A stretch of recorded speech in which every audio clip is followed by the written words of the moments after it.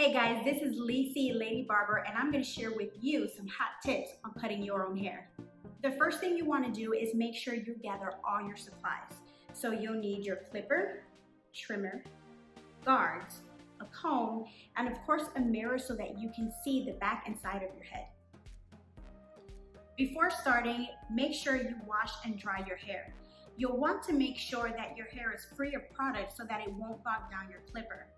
And wet hair isn't good for the clipper, and it can actually pull on your hair instead of giving you a nice clean cut. This happens because when the hair is wet, it tends to clump together and it tends to clog within the blade. And now we're ready to start our haircut. I recommend starting on the sides and the back of the head first. Don't know which attachment comb to use? Start with the highest one first and work your way down until you get the desired length you're looking for.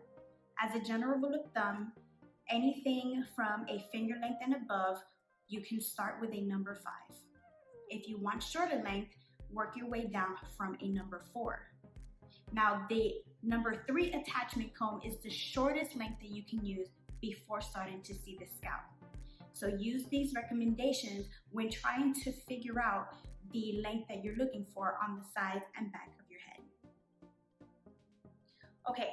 Now let's talk about the top of the head. If at all possible, avoid cutting it. Leave it long, try to control it with product, or even change up your style.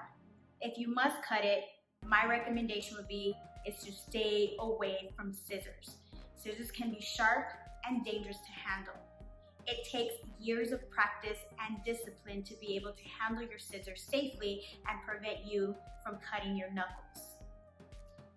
Also, trying to create balance on the top of your head with scissors can be very difficult. It is a process that takes lots of discipline and understanding of the technique. It's better to leave it long than to make a mistake that's going to be difficult to address in the future.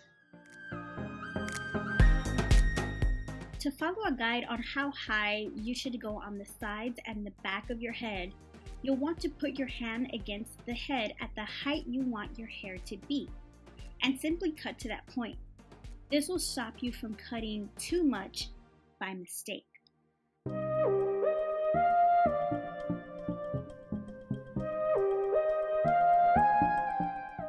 The best place to stop is once the head starts to curve away from the side. Take the clipper and gently glide it up towards your finger and curve away from the scalp. Make sure you're working one panel at a time.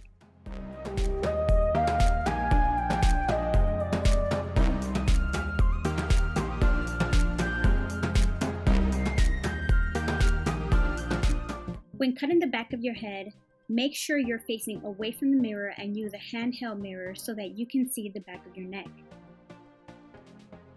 To keep all of the hair out the way, you may tie it up in a bun or clip it out of the way.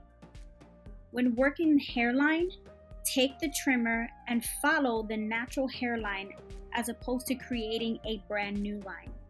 The key here is just to keep it nice and clean. Tap at the hairline and pull away as opposed to pushing into the hairline. This will keep you from cutting too far into the hair.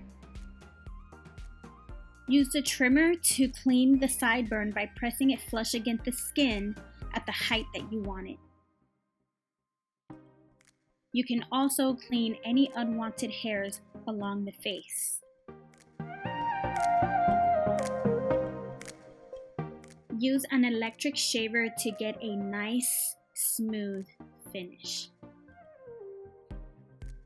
This tool only removes stubble, so it's important to trim the hair down with the trimmer before utilizing the electric shaver.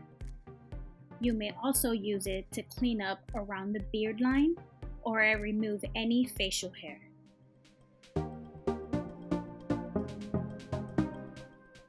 Remember, when cutting your own hair, less is more. It's not about creating a full-blown transformation. These are just some simple tips to keep you nice and groomed.